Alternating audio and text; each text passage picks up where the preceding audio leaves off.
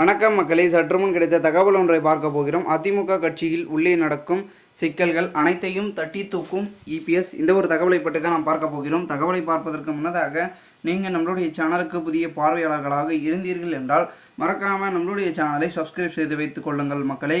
தற்சமயம் வரைக்கும் இந்த ஒரு 2024 நாடாளுமன்ற தேர்தலில் நடந்தது போல் அடுத்து வரக்கூடிய 2026 தேர்தலில் அதிமுகவில் நடக்கக்கூடாது என்பதற்காக பலவிதமான வேலைகளை தீவிரமாக இறங்கி வேலை பார்த்து கொண்டிருக்கிறாராம் நம்மளுடைய முக்கிய அங்கமாக இருக்கக்கூடிய எடப்பாடி பழனிசாமியார். ஏனென்றால் தற்பொழுது பொறுத்த வரைக்கும் கோவையில் நடந்த அந்த முக்கிய புள்ளிகள் தற்பொழுது தேர்தல் அன்று வேலையை செய்யாததன் காரணமாகத்தான் இந்த ஒரு செயல் நடந்திருக்கிறது. அதனால் அதிமுகவில் அவர்களுக்கு தலைமைக்கு விசுவாசமாக இருந்து செயல்படுவர்கள் மட்டும் இருக்கட்டும், மற்றவர்கள் கட்சியிலிருந்து வெளியேறட்டும் என்பதனை சொல்லியிருக்கிறாராம் எடப்பாடி பழனிசாமி அவர்கள்.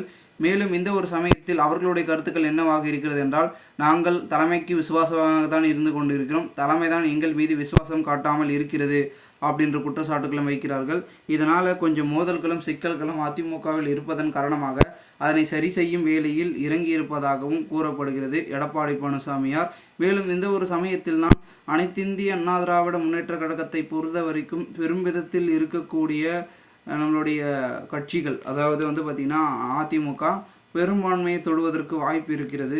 ஆனால் கட்சிக்குள் இருந்து பல கட்சிகளுக்கும் ஒரு சில அணிகளுக்கும் வேலை பார்த்து கொண்டிருக்கும் முக்கிய புள்ளிகளை அந்த இருக்கக்கூடிய கருப்பாடுகளை முதலில் தூக்கணும் அப்படின்ற ஒரு நோக்கத்தில் தான் இருந்து கொண்டிருக்கிறார். அதனால்தான் கட்சி பின்னோக்கி சென்று கொண்டிருக்கிறது. முன்னோக்கி செல்லாததுக்கு காரணமே அவர்கள்தான் அப்படி என்று கூறிக்கொண்டிருக்கிறாராம். அதனால் இந்த ஒரு தேர்தல் எப்படியோ போகட்டும், 2026 தேர்தல் மிகவும் முக்கியம் வாய்ந்த தேர்தலாக பார்க்கப்படுகிறது.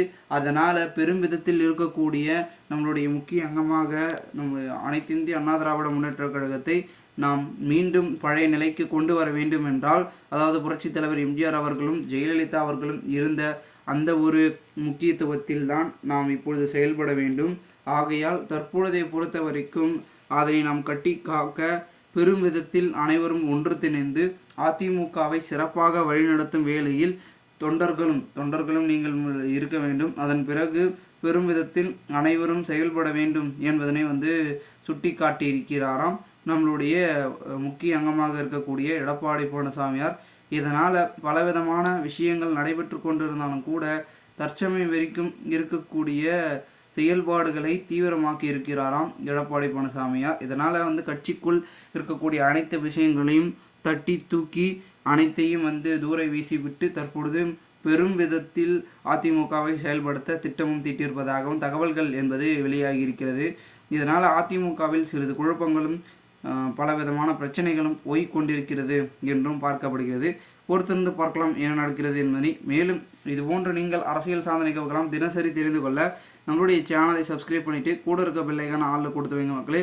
அப்போ தான் அரசியல் சார்ந்த காணொலியெல்லாம் உங்களுக்கு உடனுக்குடன் நோட்டிஃபிகேஷன் மூலமாக வந்து கொண்டே இருக்கும் என்பதனை தற்பொழுது இந்த ஒரு காணொலி வாயிலாக அதனை தெரிவிக்கிறேன். நன்றி, வணக்கம் மக்களே.